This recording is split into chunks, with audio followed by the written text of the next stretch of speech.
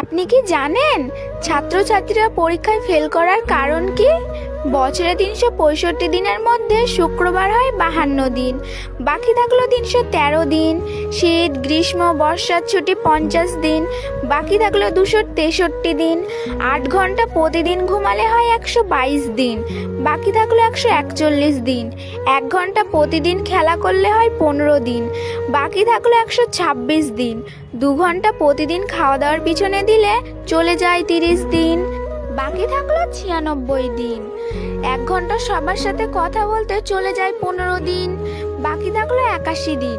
বছরে পরীক্ষা দিতে হয় 35 দিন, বাকি থাকলো 46 দিন। ঈদ ও সরকারি ছুটি 20 দিন, বাকি থাকলো 26 দিন। টিভি দেখা, আত্মীয়দের বাড়ি ঘুরতে যাওয়া 25 দিন, বাকি থাকলো 1 দিন। সেটা আবার জন্মদিন। তাহলে পড়ার সময়টা কোথায়?